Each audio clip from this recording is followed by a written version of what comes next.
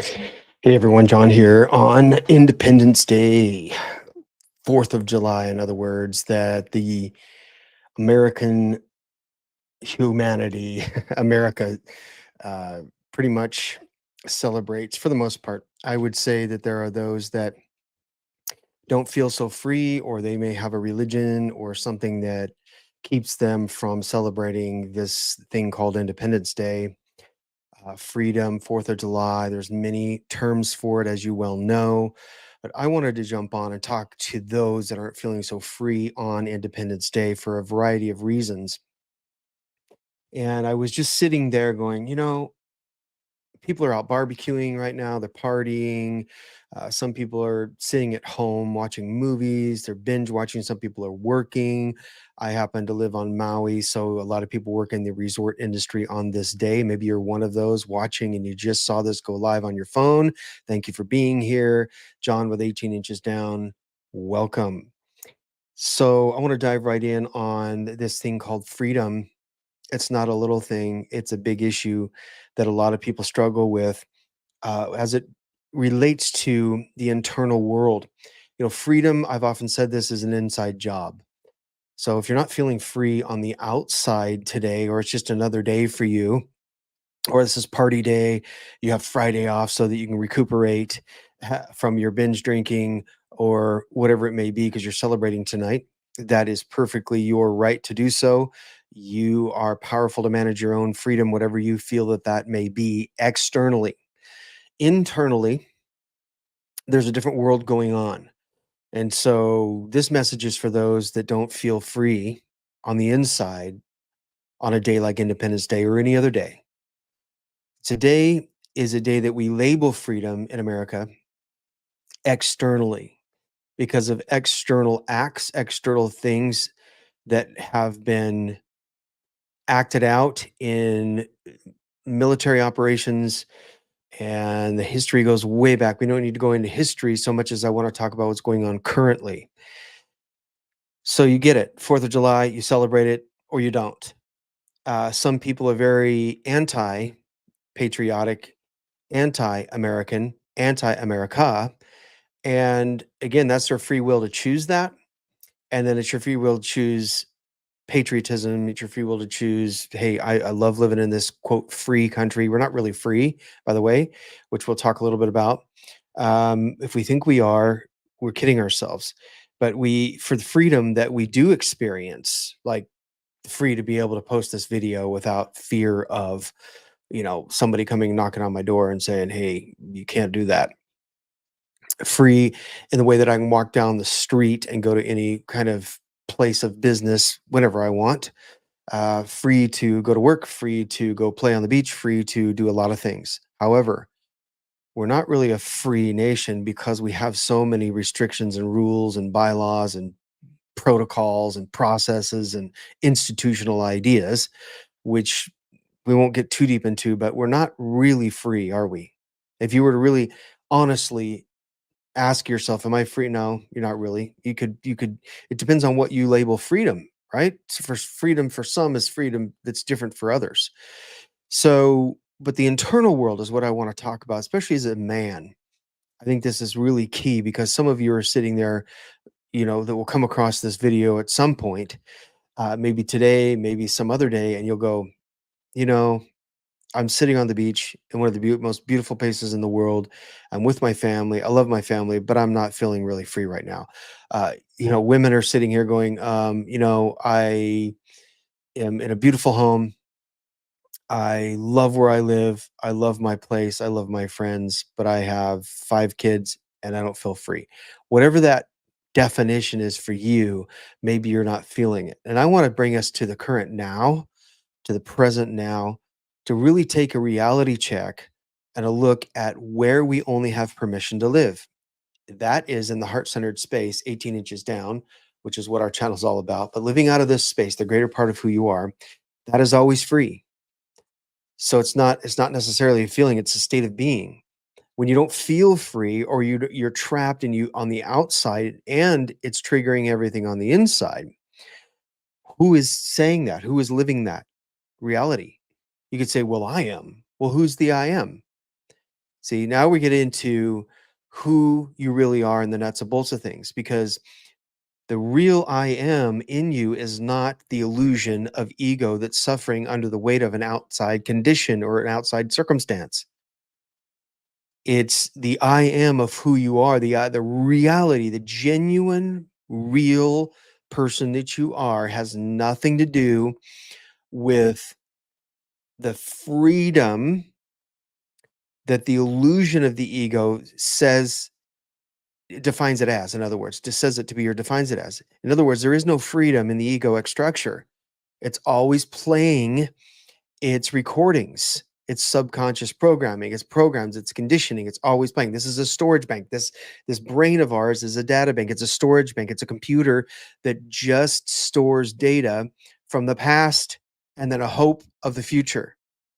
But it doesn't know anything about the future, because the heart-centered space is what brings in that flow and that predictive future that we dream about in our heart. Remember, we always say things like, yeah, I'm dreaming about this in my heart. I'm dreaming, or I'm feeling something greater than what I've been programmed to believe. So if you're not feeling free, check who's the I am saying it, because the illusion of the ego will pretend to be the greater part of who you are without you even realizing it. So you just think that who you are is who you are because of all the conditions and circumstances and situations around your life and the realities that you're involved in, with the children on the beach, the children in the home, the going to the park, camping out on days like the 4th of July. You're camped out somewhere on the beach, you're camped out in the woods, and you just think that that is your full blown reality. Well, it is in a sense, but it is not the greater part of who you really are. If in fact you're sitting there stressing out, or you're feeling depressed, feeling alone, feeling traumatized, wounded, hurt, depressed, betrayed, all the rest. Who's the one that's feeling all of that? See, we keep asking the question because it's so important to know where you in fact are operating from or out of. So why is it? Here's the question. Why is it that one person sitting on that same beach could feel such joy in playing around with the children and building sandcastles and laughing and swimming in the ocean and jumping up and down for joy just like they were a little kid? Yet the next person, maybe it's yourself, sitting there and you're feeling, oh my God, this is the worst place ever. I just feel so depressed. I feel like this is not, it's just not fun. I am not okay inside. I'm not feeling well. I'm just don't want to have fun. I'm just going to sit here and not have fun. What's the difference between the two? It's the difference between the I ams. See, the one playing like a little child in the current moment, that is undoubtedly the one that's living from the greater part of who they are, their spirit, the heart-centered space that's 18 inches down. It's the bigger part of who you really are. But the one sitting there, which could be you, grappling with this idea of, man, this sucks. No matter what I'm doing, who's the I am saying that? It's the egoic structure that's conditioned you to believe that you can't have fun, you can't stay in the moment, you can't be in the moment. Nothing is great anymore. It's all just sucks. My work sucks. My family, I love them, but they suck. All the rest. Just everything around me sucks right now. I'm not feeling free on Independence Day. What are you talking about, buddy? That kind of thing. So just keep in mind that there are two I ams, but the greater I am is connected to the I am of all things, the God universe, the greater part of who you were created by, love, unconditional love. And if we're not operating out of this space, then we're in our head space, and that will not feel it. It won't operate out of it. It will just keep denying the fact that you have a greater part that's trying to get you to have fun in the moment. So why aren't you having fun on Independence Day? Why aren't you okay on Independence Day? Because you're not okay inside. You're living out of this space, the programs, right? Let me take a drink of my pink drink. So on this day, I'm hoping that those that are struggling right now will come across this video, happen to click on it and say, okay, hold on a minute. Let me just stop and think. I had to do this. Here's an example of not feeling free or feeling okay. I've been grappling with this idea of having comments turned on or off on my videos and social media in general.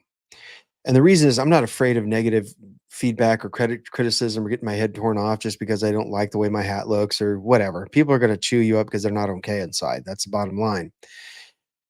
It's more so, do I want to spend my time going through the comments to see what is absolutely toxic that shouldn't be allowed on the platform? Because toxicity is toxicity, guys. It's one thing if you're going to have a debate or people are opening up for questions or people are, spreading some encouragement and some love. But I just don't want to anchor into the energy that spreads negativity around anymore. And somebody could say, "Well, you're biased then. You're not allowing freedom of speech." Well, let me ask you this question. Would you allow somebody to stand in front of you? How fast would you walk away if somebody's standing there just cussing you out and telling you what a loser you are? Are you going to stand there and take that, or are you just going to say, "Look, I don't have time for this, bless you, move on"? Or some people react and they get into a physical fight about it. The point is that it's toxic, and it's the energy flow is something that I want to have as positivity in my life, in other words. And so I've been grappling with the idea, turn them off. There's many opinions why you should leave them on, and many opinions why you shouldn't. Algorithms and you know debate and feedback and all this kind of stuff. So I'm feeling kind of just not okay inside because of this, right? And then I had to realize, hold on a second. If I leave them on, I can just put the strict filter on, and if something pops up that's highly toxic, I can delete it. It's more so it's the time for me to take to do that. I don't have a big staff of people. My wife and I are sitting here with a staff of 5, 10 people that can go through and monitor that kind of stuff, right? Um, and again, guys, everybody has their own opinions. The point being is I didn't feel very good inside trying to look at both sides, and I'm just like, I'm just gonna leave it for now because you just have both sides coming at you, right? But I realized something. I'm like, okay, I'm not feeling okay inside. Why not? Because I'm thinking about something from the past that happened, some negative comment. My wife, somebody commented on our eyebrows and they couldn't listen to the video because of her eyebrows weren't on straight or something. It's so ridiculous how these things happen. And what people nitpick about, instead of listening to the core of the message, they want to nitpick everything around you or on you. Did you realize that you sound like? Did you realize that you have this on your? Did you realize that you have this in the background? Did you realize? Well, yeah, I realize that stuff. Do you have to point that out, or do you just want to look at the message at the core, the intent of the message? See, who's doing that again? Who is making those remarks? Who is reacting by the things on you and around you? Well, that's the illusionary stance of the programmed ego, because the greater part of you would say, "Oh, that's so cool what you just said. Oh, hey man, and I like your hat," or "Hey man, I like the northwest south sign behind you," or whatever. You know what I mean? Who's saying that? That's the greater part. That's the heart-centered space. And I, for one, want a world where there's more heart-centeredness. How about you? I want the world where people are having more fun on the beach, having more fun in their beautiful home. I want a world where I can sit there and encourage someone instead of shredding them because I don't feel good about myself. That's the bottom line. If we don't feel okay or feel good about ourselves, then we're going to lay into and tear somebody else up, just shred them to pieces. And I just don't want to hold space or an energy for that kind of world anymore. I believe we're ascending. I believe we're expanding. I believe we're coming into this new space of people really waking up and saying, enough, enough. I just want to encourage my brother. I just want to go in and encourage my sister. You never see this more prevalent than you do with women. I love women. I've been married 24 years. I love the women in my life, my family, the friends. But I tell you what, it can be brutal when you watch women just shred each other. And you have to look back as to the reason why. It's like the country song. I've said this before. It's like every woman's scorn is a man who made her that way. And it's true. It's very true in a lot of ways. I know it's not true across the board because some women, if all they've known is just another woman in their life, maybe they didn't have a dad, but it's still the absence of a dad contributes to that scorn.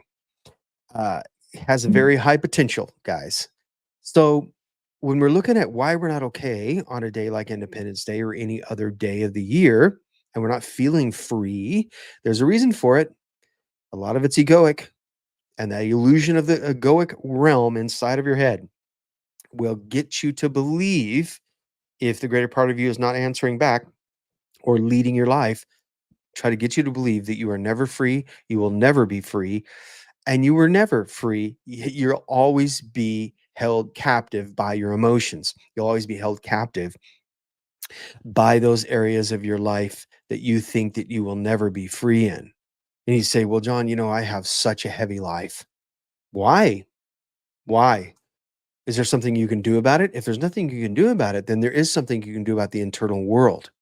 Some people have sat in prison and become the most free they ever have in their entire life. Why? Because they've dropped into this heart centered space. They stopped listening to the conditioning and they tapped into the greater eternal expansive part of who they are. And they realize that everything is a okay in this space, this arena, the spirit space.